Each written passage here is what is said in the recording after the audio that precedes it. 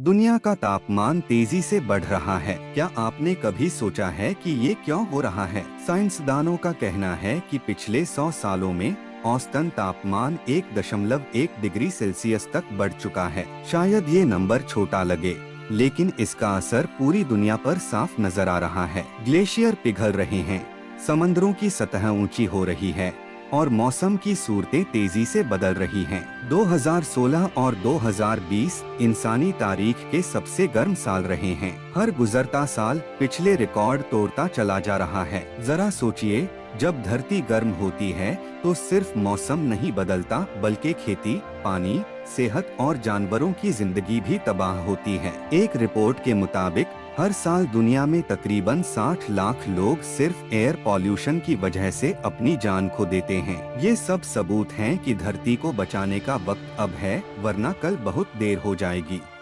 जब हम ये कहते हैं कि दुनिया गर्म हो रही है, तो इसका मतलब सिर्फ कुदरती बदलाव नहीं होता। असल में इंसान ने अपने हाथों से इस तबाही को बुलाया है। इंडस्ट्रियल रेवोल्यूशन यानी सन 18वीं सदी के बाद कारखानों, गाड़ियों और बिजली घरों ने फिजा में बेपनाह कार्बन डाइऑक्साइड छोड़ना शुरू कर दिया। ये गैसें धरती के गिर्द एक चादर बना लेती हैं, जो सूरज की गर्मी को अंदर आने देती हैं, लेकिन बाहर नहीं जाने देती। इसे ही कहते हैं ग्रीन हाउस इफेक्ट। आज हमारी जिंदगी गाड़ियों, जहाजों, फैक्ट्रियों और बिजली के बगैर अधूरी है, लेकिन इन सब का इस्तेमाल ज्यादा से ज्यादा कार्बन हवा में घोल रहा है। क्या आप जानते हैं, सिर्फ ट्रांसपोर्ट सेक्टर यानी गाड़ियाँ, ट्रेनें, प्लेन्स, ये अकेले दुनिया की कुल कार्बन डाइऑक्साइड का 14% पैदा करते हैं। जब ये गैसें जमा होती जाती हैं, तो वो धरती को धीरे धीरे ओवन बना देती हैं। यही वजह है कि आज मौसम ऐसा महसूस होता है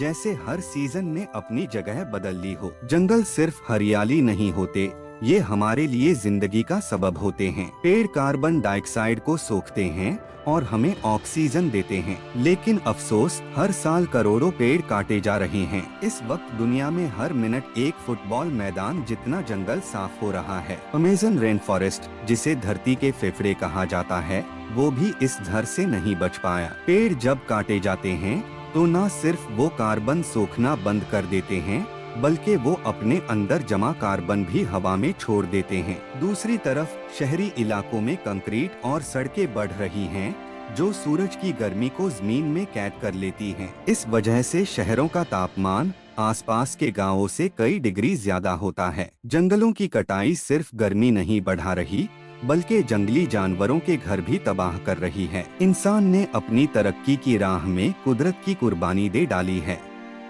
आपने कभी सोचा है कि समंदरों का तापमान बढ़ने से क्या होता है? दरअसल समंदर पूरी धरती की गर्मी को सोख लेते हैं, लेकिन अब वो भी हद से ज्यादा गर्म हो चुके हैं। इसका सबसे बड़ा असर कोरल रीफ्स पर हो रहा है, जो समंदर की जिंदगी के लिए बेहद जरूरी होते हैं। जब पानी गर्म होता है तो ये कोरल रीफ्स मरने लगते हैं।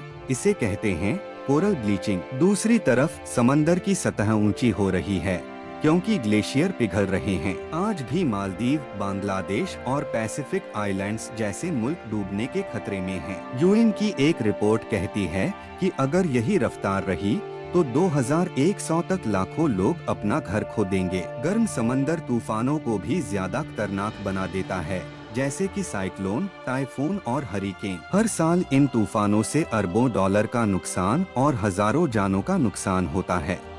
ग्लेशियर यानी बर्फ के पहाड़ हमारी पीने के पानी का सबसे अहम जरिया हैं, लेकिन अब वो भी गर्मी की वजह से पिघल रहे हैं। हिमालय का इलाका, जो सैकड़ों नदियों को जन्म देता है, वहाँ के ग्लेशियर तेजी से खत्म हो रहे हैं। एक रिपोर्ट के मुताबिक हिंदुकुश हिमालय रेंज के 30% ग्लेशियर 2100 तक गायब हो सकते हैं। जब बर्फ तेजी से पिघलती है तो एक वक्त पर तो बाढ़ आती है, लेकिन कुछ साल बाद पानी का खतरा पैदा होता है। इसका असर सिर्फ इंसानों पर नहीं, बल्कि हर एक मखलूक पर पड़ता है। आज पाकिस्तान में ही पानी की कमी एक बहुत बड़ा मसला है। वजीर आबादी की रिपोर्ट के मुताबिक 2025 तक पाकिस्तान पानी की अल्पता की लाइन पार कर जाएगा। ग्लेशियरों का पिघलना समुद्री सतह को ऊंचा करता है, और जब ये पानी शहरों तक पहुंचता है तो तबाही लाता है। कराची, मुंबई और ढाका जैसे शहर सबसे ज्यादा खतरे में हैं।